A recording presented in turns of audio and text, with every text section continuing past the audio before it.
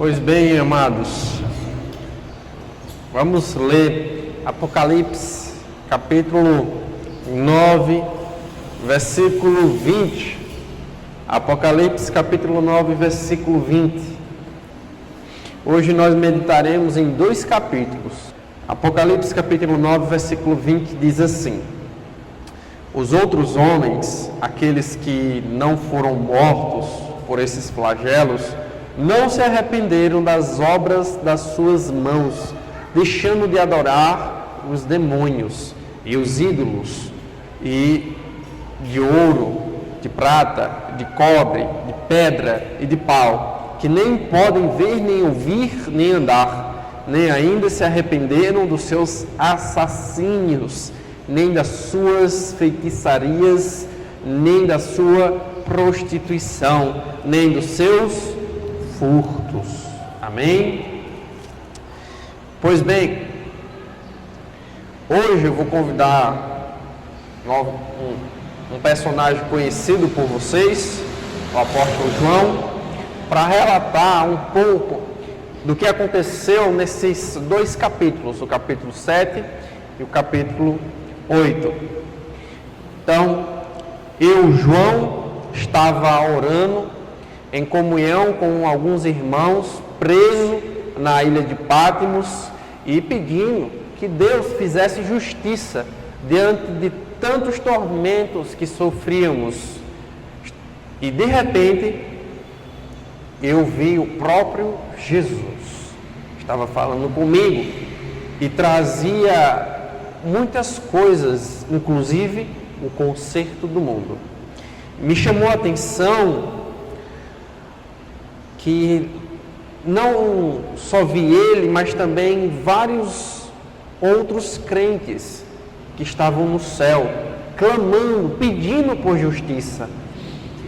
E de repente eu comecei a ver coisas surpreendentes acontecer dentro da terra. Deus salvaria muita gente nesse período difícil que viria no futuro, mas também puniria o mal e puniria muitas pessoas. Novamente eu estava lá no céu e vi Jesus abrindo o último selo. E quando ele abriu o último selo, todo o céu ficou em silêncio. O céu parou e ficaram olhando. Isso me deu medo. De repente, 7 anjos surgiram diante do grande trono de Deus e eles carregavam 7 trombetas. Parece que uma nova batalha ia se iniciar. Isso me lembrava das guerras de Israel, bem como da guerra de Jericó, onde as muralhas caíram diante do som de trombetas. Trombetas não é algo bom. Trombeta normalmente é usado para a guerra. E antes que eu percebesse, outro anjo cortou nossa visão, trazendo uma espécie de taça. E nessa taça havia orações. Ele misturou com perfume as orações com um cheiro suave, subiu para a presença de Deus. Ele parou e no mesmo instante pegou fogo ali diante do trono, encheu a taça e com raiva jogou na terra. E assim que ele jogou, saíram trovões. Eu fiquei surdo com o ribombar dos trovões. A terra tremeu enquanto os 7 anjos se posicionavam para tocar. Bem, como eu posso dizer, o que vi foi muito parecido com o que aconteceu no Egito, aquelas 10 pragas. Só que pior, agora Deus atendia aos clamores em escala muito maior, não somente no Egito, mas no mundo todo. Os 4 anjos tocaram a trombeta, os 4 primeiros anjos, e à medida que um tocava, uma parte da criação era afetada. Assim as pessoas ficaram sem aquilo que elas tanto amavam e que elas se apossavam e que elas idolatravam. No primeiro, houve uma chuva de meteoros com chama, destruindo um terço das plantações, do que era verde. Tudo o que era verde na terra, um terço foi destruído. Quando o segundo tocou, uma pedra em chamas caiu sobre o mar, e as criaturas do mar, um terço morreram. Embarcações foram destruídas e houve um grande lamento nas praias. Em seguida, caiu sobre os lagos, rios, riachos, também pedras envenenadas. Na verdade, uma pedra. E as águas se tornaram amargas, se tornaram venenosas. E aquelas pessoas que bebiam das águas morriam. Então muita gente rachou a boca. Eu vi pessoas morrendo de sede e morrendo pela água envenenada. Por fim, depois vi que parou de cair do céu as estrelas, os meteoros, mas agora boa parte das estrelas escureceram. Um terço das estrelas de dia, o sol também escureceu. E agora o dia não era tão claro como estava ali na prisão em Patmos. Por meio dessas chuvas, Deus retirou o que era mais precioso para o homem: recursos naturais da terra, do mar, do ar.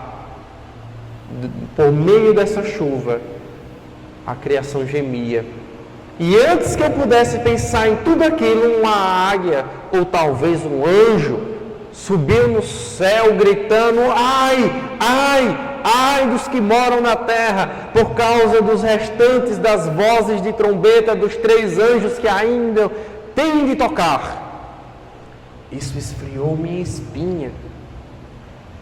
Ai, era uma cidade que deu uma maldição para o povo de Israel, porque desobedeceu a Deus, e a partir daquele momento, isso se tornou um provérbio de maldição, de juízo. E agora clamava com exclamação: vem um grande e terrível juízo pela frente. Não parou. Vamos deixar um pouco João de lado e pensar como isso afeta nossas vidas. Vocês já pensaram sobre o quanto nós somos incrédulos em relação à eficácia das nossas orações?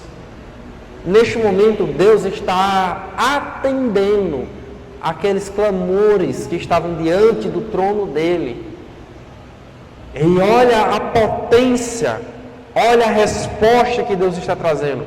Mas, analisando o nosso cotidiano, eu percebo que somos um tanto quanto incrédulos por aquilo que pedimos.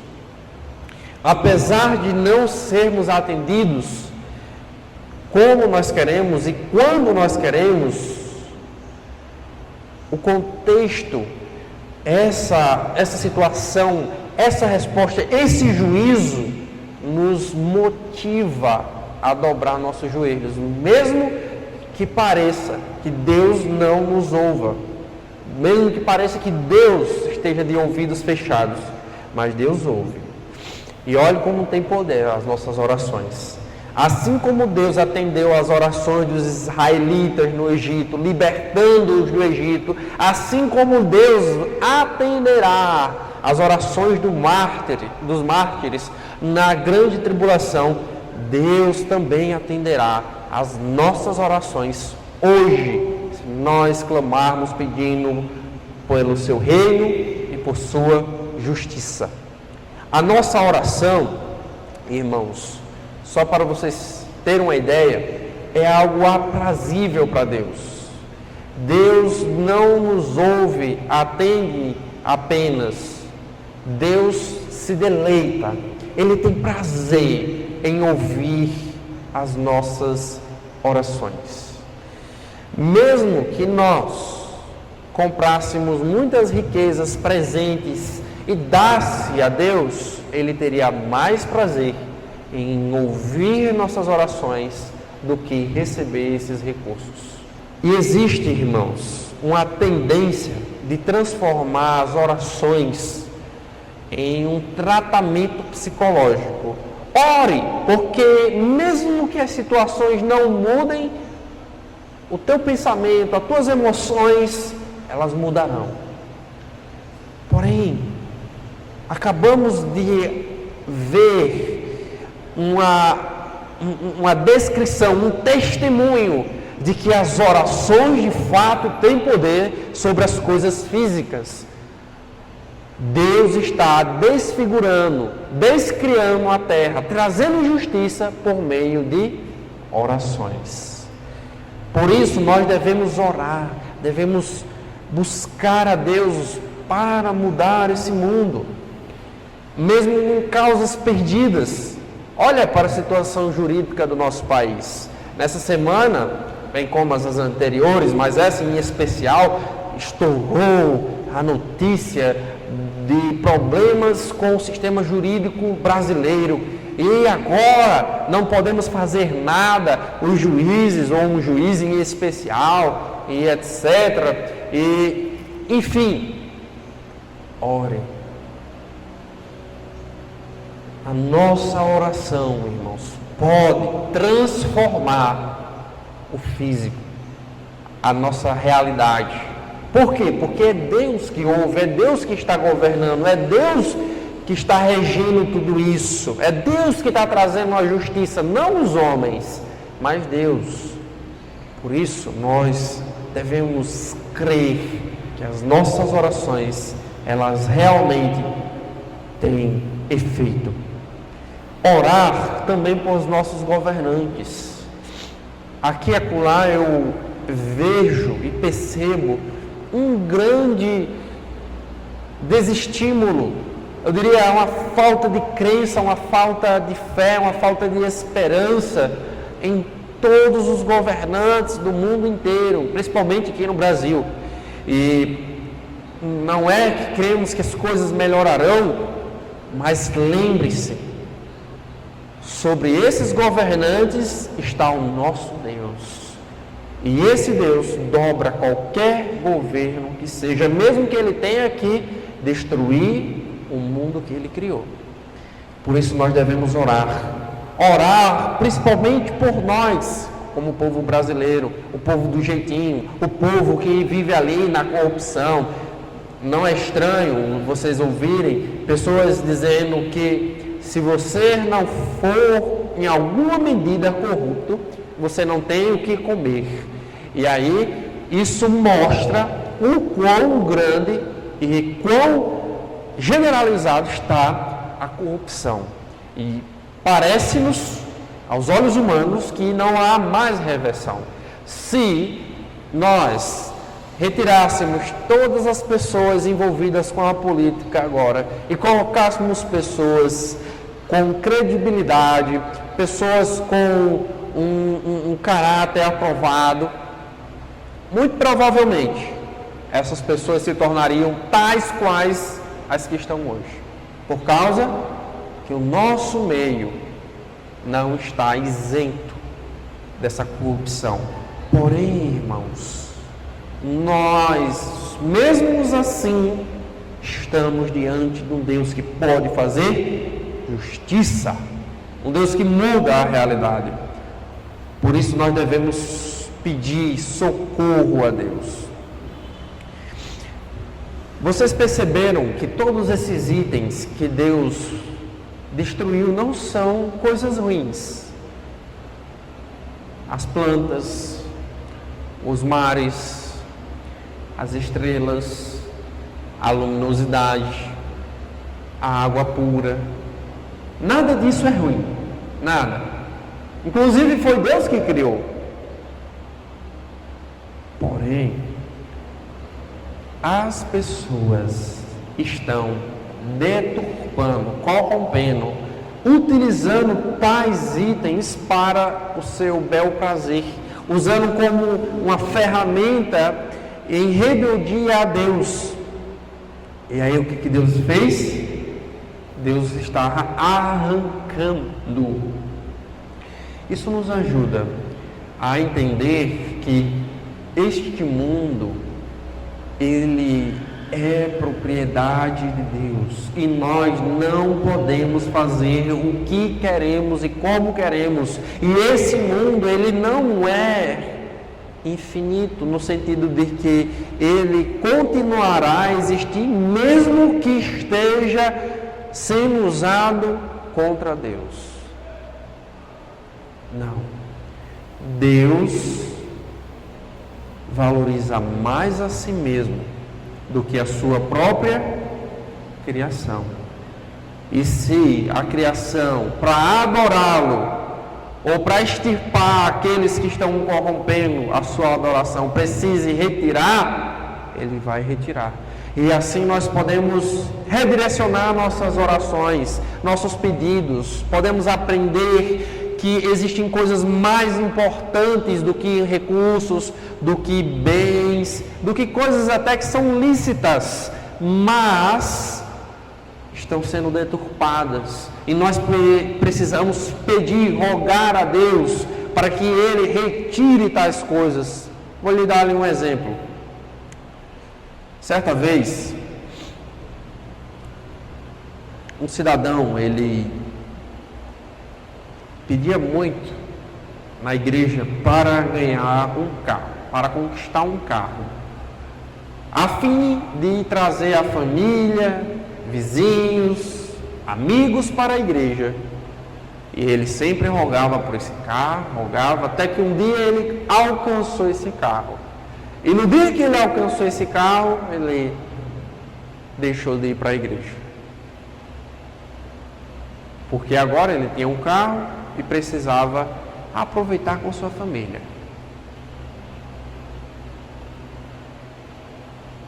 Agora nós poderíamos pedir a Deus para que tirasse esse carro, para que ele voltasse para a igreja. Entendeu como funciona? Se esse carro, se esse emprego, se esse recurso, se qualquer coisa nos afasta de Deus, ou afasta fulano de tal, até mesmo um descrente de Deus, podemos pedir a Deus: Deus, tira tal coisa, para que a pessoa perceba que quem realmente tem valor é o Senhor, não é essa coisa. Tira, Senhor, reloca esse item. Deixa eu dar um outro exemplo. Eu conheci uma pessoa que ela estava desempregada e ela era muito frequente na igreja, muito participativa, e ela rogava, ela pedia. A igreja entrou em oração com ela, pedindo a Deus para que Deus desse emprego a ela, e um mês depois, em oração, ela alcançou o emprego. E sabe o que aconteceu? Não veio mais para a igreja. O valor dela não estava em Deus. Diferente daqueles mártires que perderam suas vidas por Deus. O valor dela estava em outra coisa, não sei o que. Mas nós precisamos depositar nossa atenção, nosso coração, nossa oração em Deus e pedir para que Ele traga a sua justiça, e mesmo que isso exija retirar das pessoas aquilo que elas mais amam, que seja, que nós entendamos isso e peçamos isso a Deus para que Ele cumpra. Vamos voltar agora para João.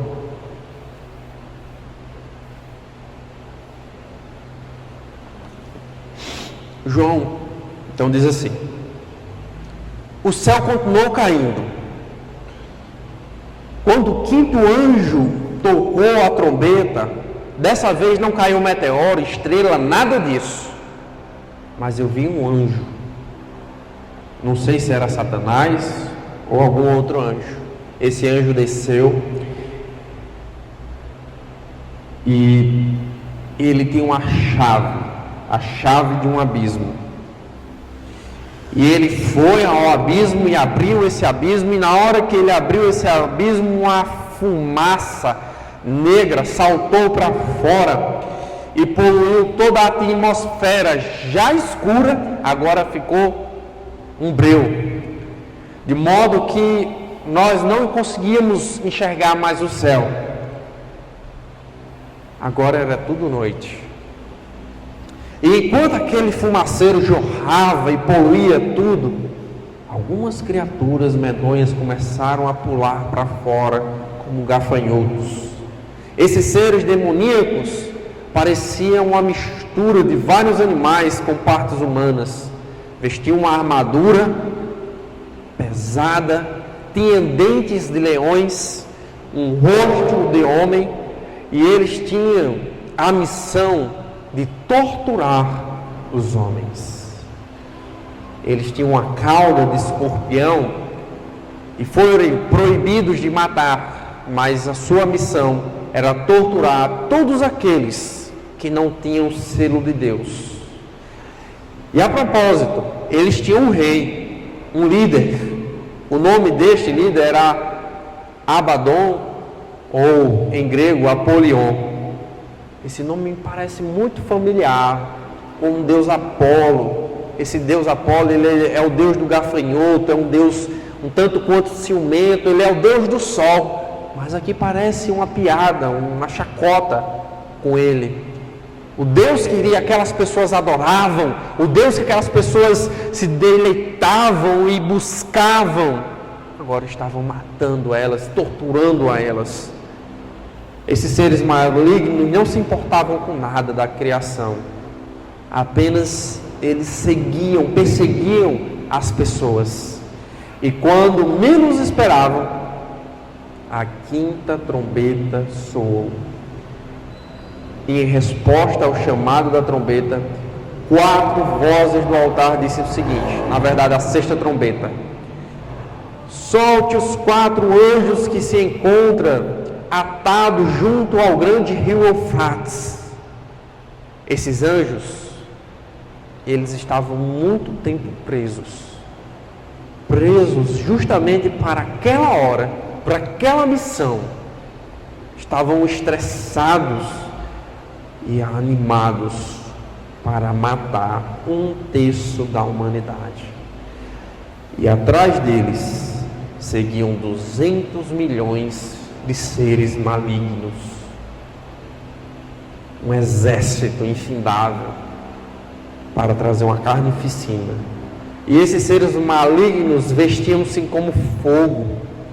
Eles montavam bichos com cabeças grandes como um leão, o qual cuspiam fogo igual um dragão, fumaça e enxofre, e tinham uma cauda como se fosse uma cauda de serpente.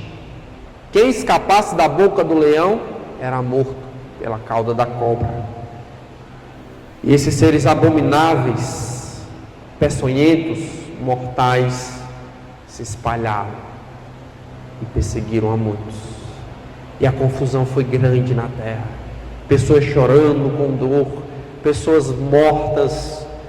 Agora os seres malignos estavam exterminando boa parte dos homens. Pessoas queimadas, chamuscadas, envenenadas, coisa terrível. 1/3 da humanidade foi morta. Porém, o que mais me impactou não foi a criação destruída, não foi esses demônios, mas foi a dureza do coração daqueles que sobreviveram a tudo isso. Eram pessoas altivas, orgulhosas, elas não se arrependeram do mal que vivia.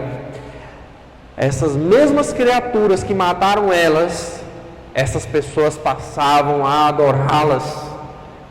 Essas mesmas criaturas que o torturaram, elas fizeram ídolos e não deixaram suas vidas imundas, continuaram na perversão sexual, continuaram sendo cruel até com aqueles poucos que restaram, matando as pessoas que sobreviveram, não se arrependeram dos seus assassinatos, e mesmo depois de boa parte do mundo ter sido destruído, morto e torturado, com vários demônios, essas pessoas não se arrependeram do seu mau caminho.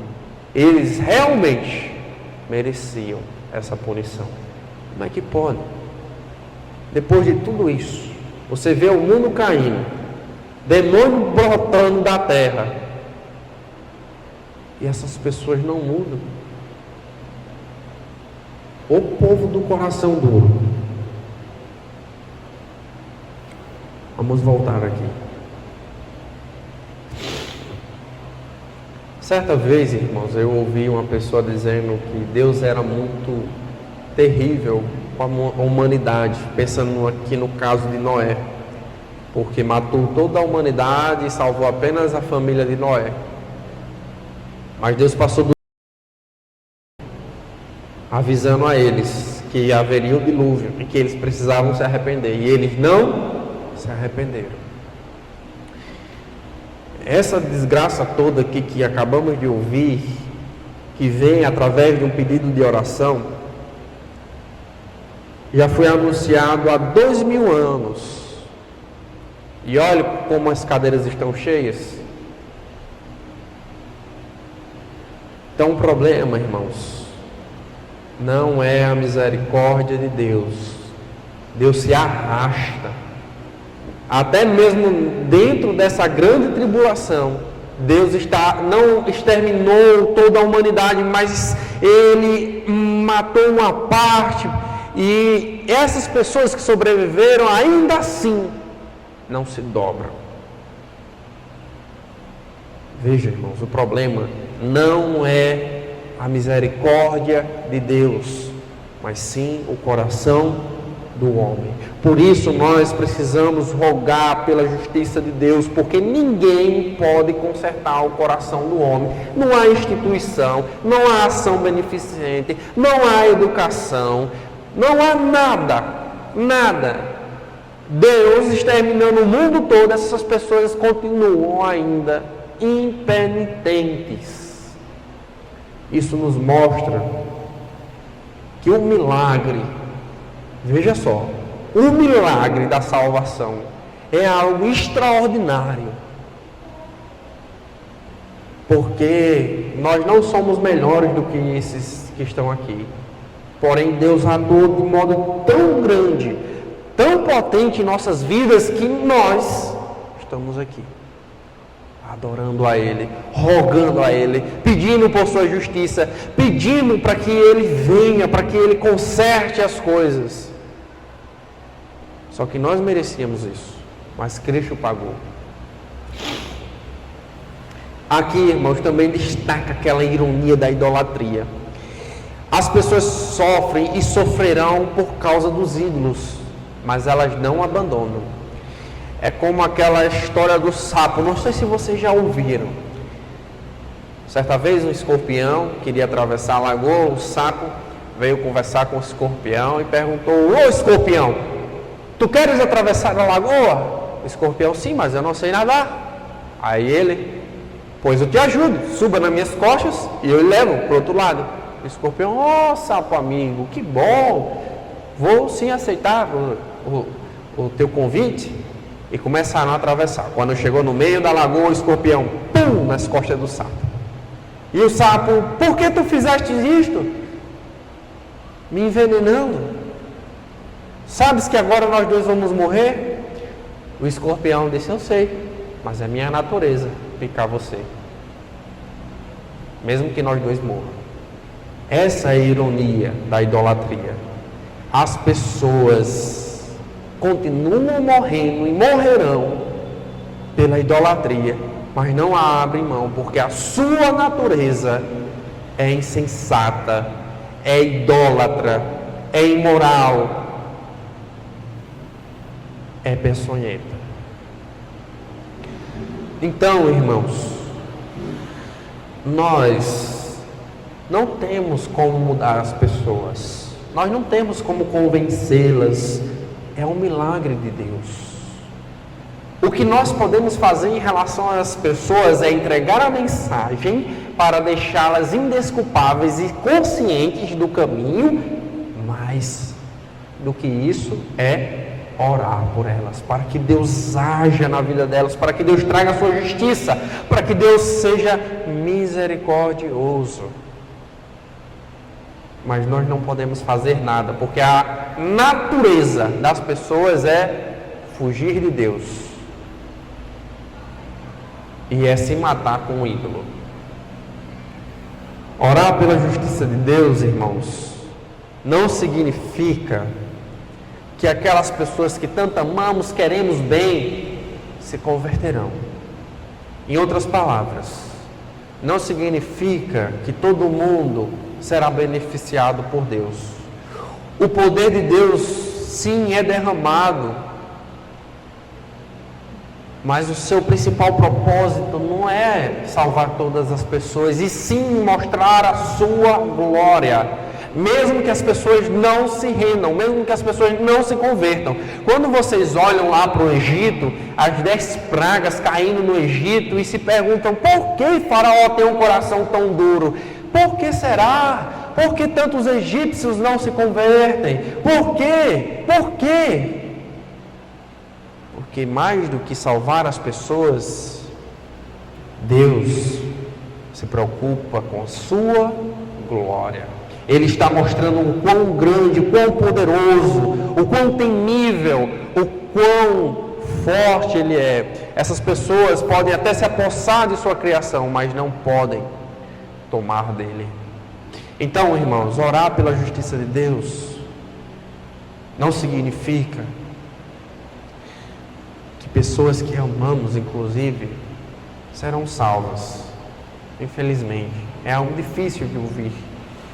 Mas que Deus mostrará a sua glória. Hoje as pessoas estão mais preocupadas com anjos e demônios do que com o próprio Deus. Se vocês fizerem uma rápida pesquisa no YouTube, vocês verão os vídeos mais visualizados a respeito de anjo, de demônio. Porém, os vídeos que tem lá a Bíblia sendo lida serão os vídeos menos visualizados. É só você fazer uma experiência mesmo. Veja o que as pessoas estão mais interessadas em ouvir sobre anjo e demônio ou sobre a Bíblia. O que é mais atrativo? Saber um pouco do sobrenatural, que não tem a ver muito com Deus, ou ir para um quarto, orar, conversar com Deus, ouvir suas palavras por meio da Bíblia. As pessoas gastam hoje muito tempo querendo saber sobre anjos e demônios, mas não gastam 1 minuto com a Bíblia, nem 5 com oração. Isso revela algumas tendências à idolatria. Os anjos e demônios não devem ocupar nossa atenção. Vocês viram o quanto eles aparecem aqui nesse relato. Eles são os instrumentos de Deus, ferramentas para trazer esse juízo ao mundo. Mas essas ferramentas devem prender nossas atenções nas mãos que manejam. É Deus, irmãos. Os anjos são maiores, mais fortes do que nós, mais velhos, mais sábios. Mas é Deus que maneja eles, é Deus que é seu Criador, é Deus que merece a nossa atenção, nossa devoção, nossa oração. É Deus que os comanda, é Deus que controla. Martinho Lutero dizia assim: Satanás é como um cachorro, ele só vai até onde Deus solta a coleira, ele não passa disso. Desse modo, devemos, irmãos, concentrar-se em Deus, buscar Ele em oração, estimular as pessoas a buscarem Deus em oração, mesmo que elas estejam mais ávidas por ouvir sobre um demônio com aquele jogo de Ouija do que sobre Deus. Precisamos orar para que Deus desperte, tanto em nosso coração como nas outras pessoas, esse anseio por um Deus que comanda os anjos. E dizer para as pessoas: olha para Deus, que tu vai ganhar mais do que está olhando para a ferramenta dele. Por outro lado, também vivemos uma mescla. Temos um misticismo, buscando os anjos, os demônios, coisas sobrenaturais, razões porque a tua vida está estragada espiritualmente. Mas por outro, também vivemos um ceticismo, até mesmo para com anjos e demônios. E isso reflete em nossas orações. Quanto tempo nós passamos orando?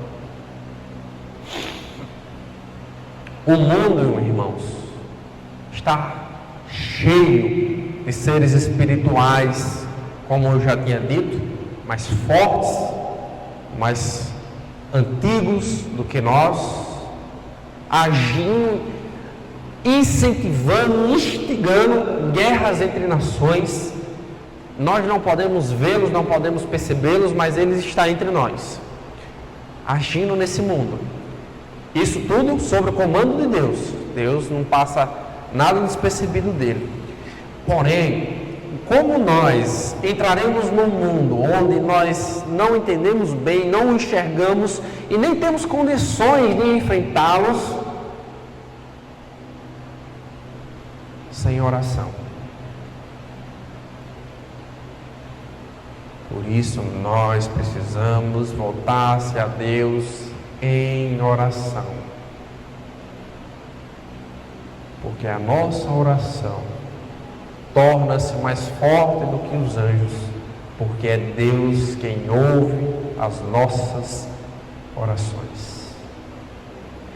Deus comandou todos esses anjos para fazer todas essas punições na grande tribulação, movido pelas orações dos santos. Deus trouxe o anjo da morte, muito parecido com esses anjos que vieram na grande tribulação no Egito, e matou os primogênitos do Egito, atendendo aos clamores israelitas. Deus mandou o anjo Daniel, na verdade Gabriel, conversar com Daniel sobre o que aconteceria para Israel ser salvo. Deus mandou anjos orientar a Zacarias, a Maria, a José. Mas eles não se prenderam aos anjos. Eles adoraram e oraram a Deus e dependeram de Deus. Então, irmãos, nós precisamos orar pela justiça de Deus, porque Ele, no seu tempo, consertará o mundo. Pode não ser hoje, pode ser não na próxima semana, mas o calendário de Deus, Ele tem agendado e Ele usa as nossas orações. Vamos orar? Bendito Deus, amado Pai, louvamos a Ti por esta noite, por cada irmão que está aqui, e rogamos a Ti a Tua justiça sobre pau dos ferros, todas as autoridades, os governantes, os candidatos, as pessoas envolvidas na justiça, tanto na área da polícia como na área do fórum e outros. Nos ajuda, Senhor, age sobre essas pessoas, sobre cada um que estará aqui em pau dos ferros, movimenta os seres espirituais, os anjos, para que essas pessoas sejam guiadas, sejam conduzidas para a Tua vontade, a Tua justiça venha aqui sobre esta cidade, sobre o nosso estado, sobre o nosso país. Rogamos também, Senhor, por proteção, para que o Senhor nos dê firmeza, fidelidade, nos dê santidade, que o Senhor nos motive a estarmos mais em Tua presença, orando, rogando por nossas vidas, por nossa nação, pelo mundo, pelas almas perdidas, porque sabemos quão dura é o coração delas. O Senhor está alertando-as, está chamando-as, mas mesmo assim elas continuam impenitentes. Pessoas queridas que conhecemos há tanto tempo e queremos o bem delas, mas elas continuam duras. E pedimos, Senhor, que haja sobrenaturalmente, haja transformando, fazendo milagre, trazendo sinais para a vida dessa pessoa. Rogamos também, Senhor, por esta igreja, que o Senhor conduza a bom termo, que o Senhor conduza cada irmão, que o Senhor nos traga para mais perto de Ti e que nós possamos rogar pela Tua justiça, entendendo que a seu tempo o Senhor consertará o mundo. Infelizmente, veremos muitas coisas ruins antes que comece esse período difícil, mas de conserto assertivo, chamado a grande tribulação. Nos dá fidelidade, nos dá amor, nos dá ânimo para caminharmos enquanto o Senhor não volta. É no nome do Teu Filho que oro e que agradeço. Amém.